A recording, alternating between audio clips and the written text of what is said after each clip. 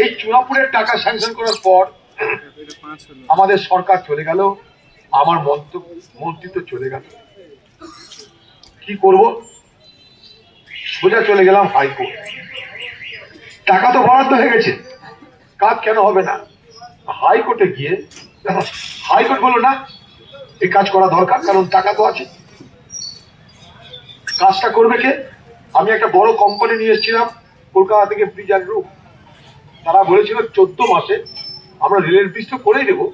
নিচে যত হকাররা ছিল, রেলের হকাররা, যারা রাস্তার হকার, যে দোকানদার যারা, তারা ওখানটায় রোজগারপাতি করতো, তাদের দোকানপাট তুলে দেওয়া হয়েছে। ব্রিজ অ্যান্ড রুট কোম্পানি বলে 14 মাসের মধ্যে আমরা রেলের ওভারব্রিজ করে তাদেরকে আমরা জায়গা করে দিই। তারা অনিচ্ছায় ভরসা রেখে দোকানপাট তুলে নিয়েছিল, আজও তাদের দোকান দেওয়া হয়। কারণ সেই ব্রিজ অ্যান্ড রুট কোম্পানির কাছ থেকে কাজটা কেড়ে নেওয়া হলো জেলা পরিষদের মাধ্যমে। জেলা পরিষদ বলল আমরা কন্ট্রাক্টর নিয়োগ করব। কন্ট্রাক্টর সে রেলের কাজ করতে জানে না, ছাগল দিয়ে তো ধান মারানো হয় না। তাই যেটা 14 সালে ঘুরে যাওয়ার কথা, 10 বছর বা বেশি। এখনো দেখুন সেই 55 তলায় রেলের ওভারব্রিজটা অর্ধেক হয়ে পড়ে আছে।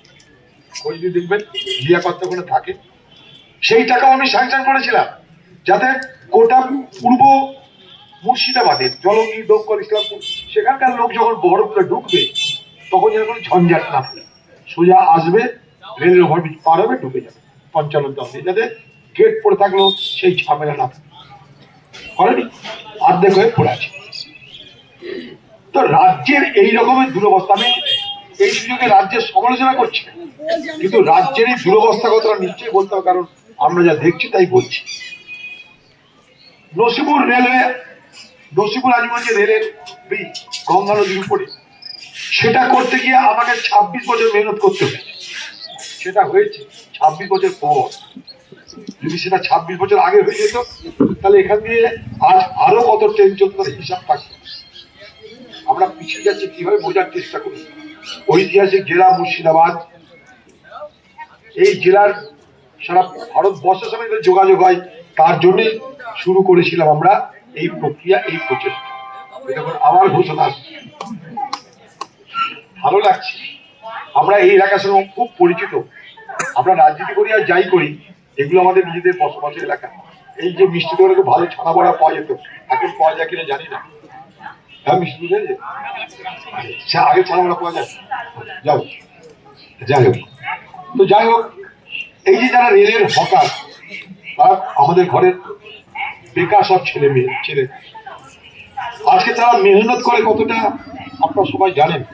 তারা কিন্তু দিন রাত মেহনত করে কোন রকমের সংসার চালানোর পয়সা জোগাড় করে। রেলের কাছে কোনো হিসাব নাই যে ভারতবর্ষে কত হকার আছে, কিন্তু ভারতবর্ষে কোটি কোটি হকার আছে। তাদের রোজগার 200 থেকে 600 টাকা। ভালো যদি লাইন থাকে, যদি প্রচুর ট্রেন চলে, সেই ট্রেনে যদি প্রচুর মানুষ যাতায়াত করে, রোজগার বাড়বে। ট্রেনের সংখ্যা যদি কম হয়, তাহলে রোজগার কমবে। দূরপাল্লার গাড়ি হলে আরেকটু বাড়তে পারে। আমাদের ভিডিও ভালো লাগলে লাইক এবং শেয়ার করুন। কমেন্ট সেকশনে গিয়ে জানান আপনাদের মতামত। আরও ভিডিও পেতে আমাদের চ্যানেল সাবস্ক্রাইব করুন এবং প্রতি মুহূর্তে খবরের আপডেট পেতে প্রেস করুন বেল আইকন।